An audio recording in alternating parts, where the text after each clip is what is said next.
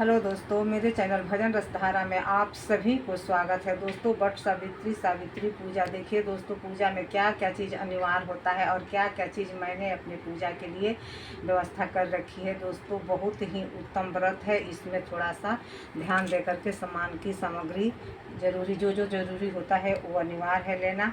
तो दोस्तों, सबसे पहले तो देखिए, अगर आप वट के पेड़ पर जा सकते हैं तो बहुत अच्छा है, नहीं जा सकते हैं तो गमला में ही ऐसी तरह से आप गमला में वट का डाल तोड़ करके लगा सकती हैं दोस्तों। उसके बाद पूजा सामग्री आप देख लीजिए कि क्या क्या मेरे पूजा में है। सबसे पहले कलश के लिए लोटा हो गया, अर्पण के लिए हल्दी, आटा हो गया, ये हो गया रोड़ी, और ये माचिस हो गया, धूपबत्ती हो गया दोस्तों, घी की बत्ती हो गई, ये चंदन हो गया, सबसे मेन चीज़ जनेऊ है, कलावा है और पीला सिंदूर है दोस्तों, और ये है अक्षत इसमें दीप जलाएंगे दोस्तों। उसके बाद देखिए क्या क्या अनिवार्य है। कलश में डालने के लिए गांठ की हल्दी हो गया, लौंग, इलायची, पैसा और कशैली। तो दोस्तों, ये सब चीज़ तो पूजा के लिए हो गया हमारा पूरा, आप देख ले सकते हैं। उसके बाद ये सारा सीजनी फल, खीरा हो गया, लीची, केला, खरबूज, आम, और ये हो गया सूखा फल। अगर आपके पतिदेव दूर रहते हैं तो दोस्तों आप ये सूखा फल को चढ़ा करके रख सकती हैं। बाकी सबसे मेन चीज़ आप ये देखिए, पूरी हो गया, और इसको गोदा बोलते हैं, जो हम आटा को बना लेते हैं और चढ़ाते हैं बर बीज को।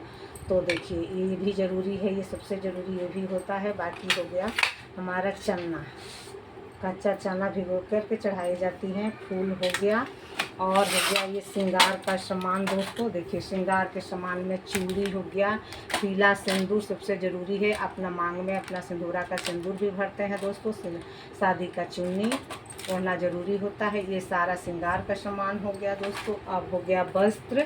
देखिए, ये बर को पेड़ को हम वस्त्र भी पहनाएंगे और पंखा झेलेंगे। पंखा झेलने के बाद अपने पतिदेव को पंखा पर आकर के वहाँ पर से बर को पूजा करने के बाद अपने पतिदेव को पूजा करें, चंदन रोड़ी लगा करके कलावा बांधें दोस्तों, और पंखा का हवा ज़रूर करें। जो बर का पेड़ को हवा करते हैं वही पंखा उनको भी हवा किया जाता है। ये चुन्नी चढ़ाएंगे, बिंदी हो गया, और नाखून पालिश हो गया दोस्तों। उसके बाद मीठा हो गया, मीठा से हो गया दोस्तों, भगवान को मीठा का भोग भी हम लगाएंगे।